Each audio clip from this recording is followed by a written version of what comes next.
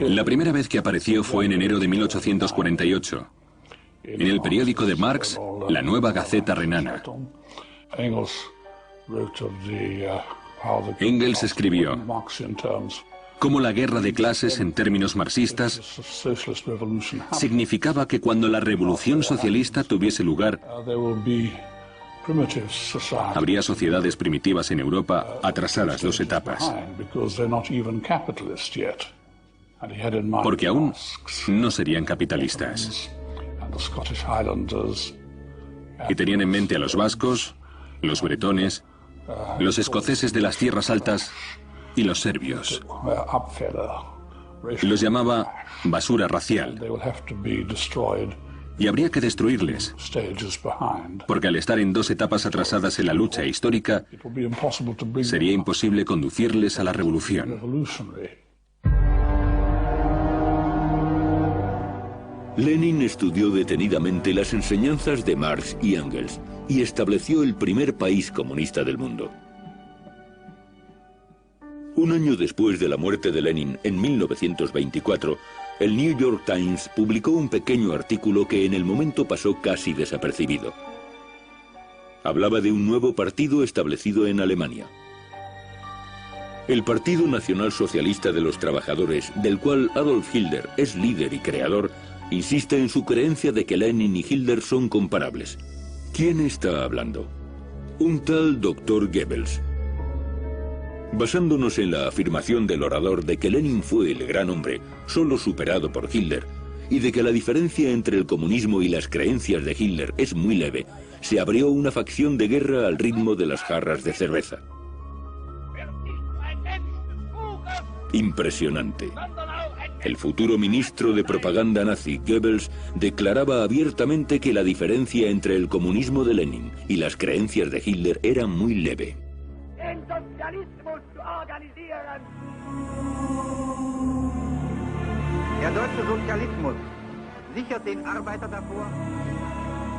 La gente olvida que el régimen nazi en Alemania era también socialista.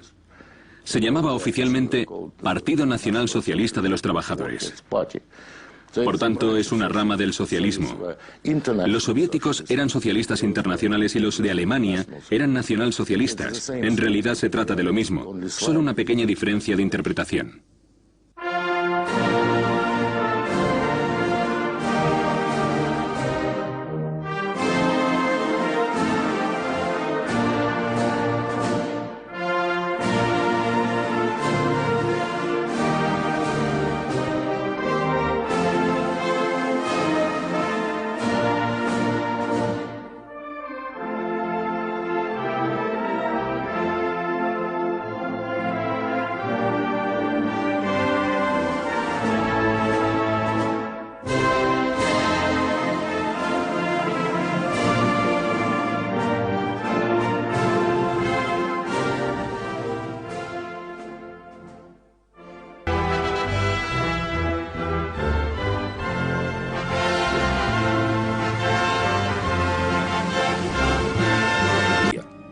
Quedó claro para todos.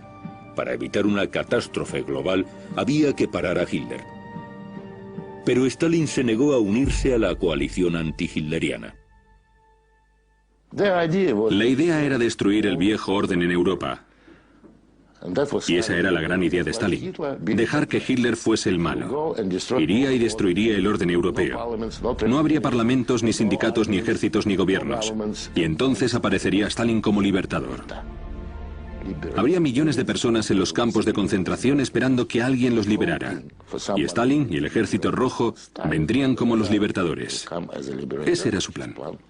El 23 de agosto de 1939, Hitler y Stalin firmaron un pacto que proporciona a Alemania una frontera oriental segura y un enorme suministro de recursos estratégicos que se proveerían en posteriores acuerdos económicos.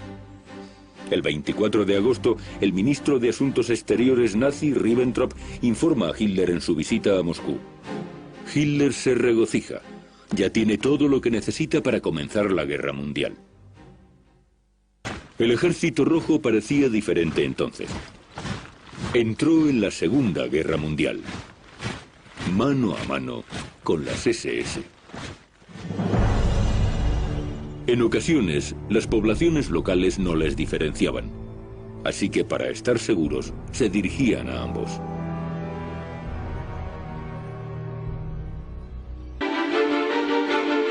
Lo que el mundo no sabía es que ambos dictadores habían pactado algo más que Polonia. En un protocolo secreto firmado en el Kremlin una semana antes de que comenzase la guerra, Hitler y Stalin acordaron la división de Europa.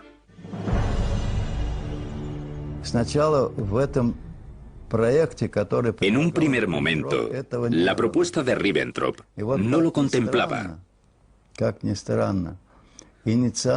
Por extraño que parezca, el instigador de este protocolo secreto fue Stalin.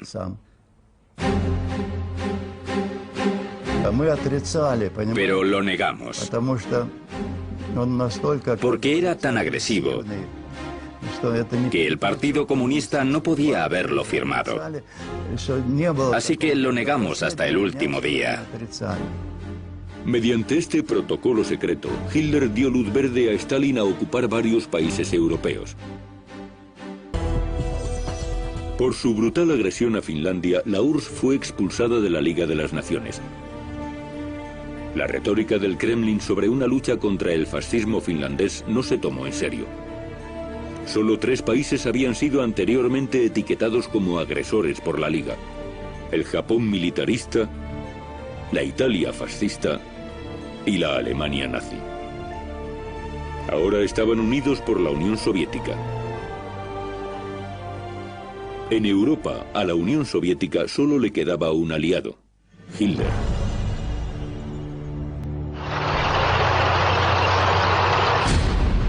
Hitler lanzó su Blitzkrieg en Occidente. Los nazis ocuparon Dinamarca, Bélgica, Holanda y Luxemburgo. Noruega fue invadida con la ayuda directa de la Unión Soviética. Stalin proporcionó a los nazis una base naval soviética cerca de Murmansk, desde la que Hitler lanzó su ataque a Noruega. Cuando Berlín tomó la decisión de dejar de usar esta base, el almirante Raeder envió una carta al comandante de la Marina soviética, Kuznetsov, expresando su profunda gratitud por los servicios proporcionados a la Alemania nazi. Stalin escribió al ministro de Asuntos Exteriores nazi Ribbentrop: la amistad entre Alemania y la Unión Soviética se ha sellado con sangre. Aparentemente se refería a la sangre de las víctimas de los soviéticos y los nazis. Y sí que era una amistad. Oficiales soviéticos y nazis se reunían y discutían los progresos de la guerra. Era diciembre de 1939. Los progresos eran buenos y las perspectivas mucho mejores. Había razones para celebrarlo.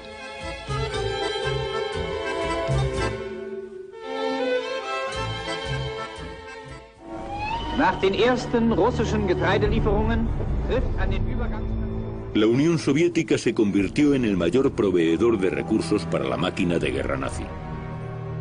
Miles de toneladas de aceite, hierro, materiales de construcción. Incluso se enviaban a Alemania trenes cargados de cereales soviéticos. Los ciudadanos soviéticos se morían de hambre, mientras su gobierno estaba enviando comida a Hitler.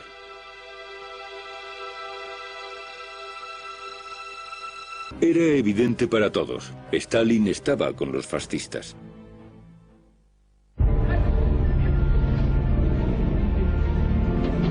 El primer ministro soviético Molotov fue a Berlín para discutir el orden mundial de la posguerra.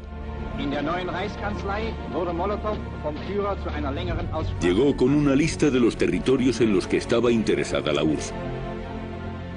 Mientras Hitler y Molotov lo discutían, los otros camaradas soviéticos disfrutaban de la compañía de Goebbels, que debía hablarles de las ventajas del nazismo. Porque fue el primer ministro soviético Molotov y no Goebbels quien advirtió a Occidente de que no lucharan contra la ideología nazi. Más que eso, Cuando se dirigió al Soviet Supremo en el Kremlin, Molotov declaró que luchar contra la ideología nazi era un delito. Se publicó en todos los periódicos soviéticos importantes. Posteriormente, esta página desapareció de las librerías públicas de la URSS, junto con muchas otras declaraciones pronazis del gobierno soviético. Pero ¿por qué era un delito luchar contra el nazismo desde el punto de vista soviético? Molotov lo sabía. Después de todo, él fue quien supervisó personalmente el exterminio de 7 millones de ucranianos. Himmler supervisó el exterminio de los judíos. Ambos hombres coincidían en que para el bien común, ciertos grupos simplemente tenían que ser asesinados. Aquí lo están celebrando. El 60º aniversario de la Gran Victoria. Un desfile histórico.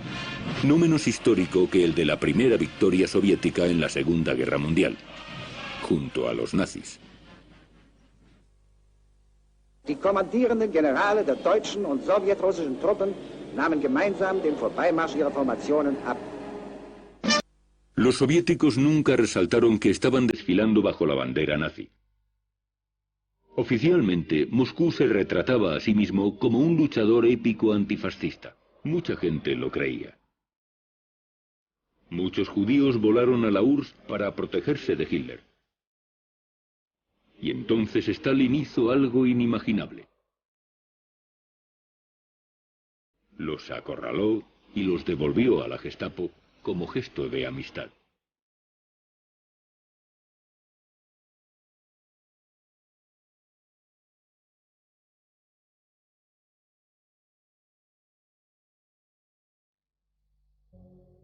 Vuelvan a ver este metraje. El oficial soviético saluda a sus colegas de las SS con el saludo nazi.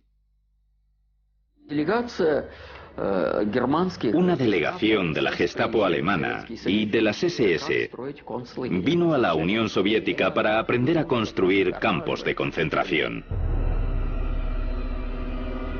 Los oficiales soviéticos sucesivamente fueron a la Cracovia ocupada por los nazis para reunirse con sus colegas de las SS.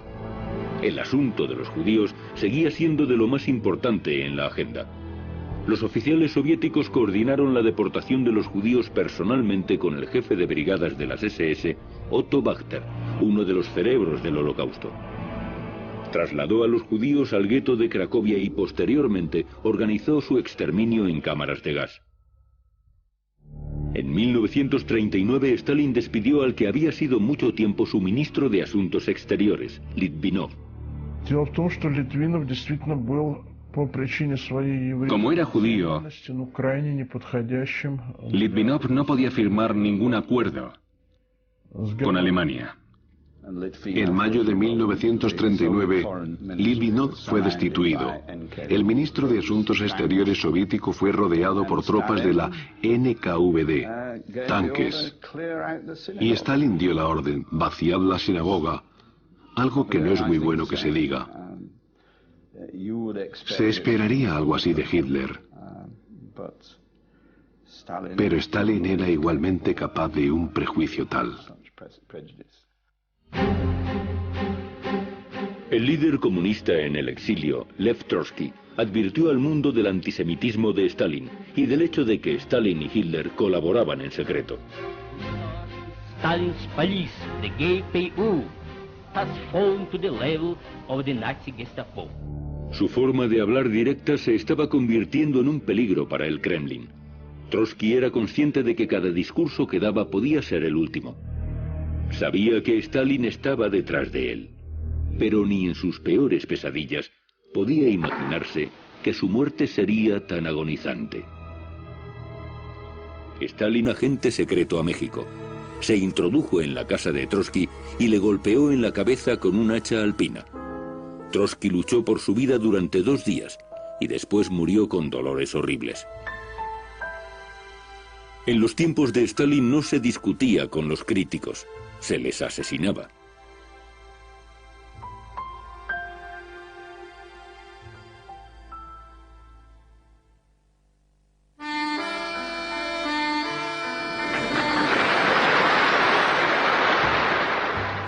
La Unión Soviética como la Alemania nazi no solo cometió actos criminales, sino que fue una empresa criminal en su misma esencia. Para convertirse en miembro del Politburó de Stalin, había que responsabilizarse de una muerte. Hacer que confiaran en ti, como en una banda criminal. En raras ocasiones firmaba Stalin las ejecuciones él solo. Los otros miembros del Politburó también tenían que firmar las listas de muertos. Incluso aquellos que posteriormente condenaron a Stalin fueron responsables de asesinatos en masa. Los camaradas estaban unidos por crímenes comunes. No tenían otra salida sino la de cometer nuevos crímenes.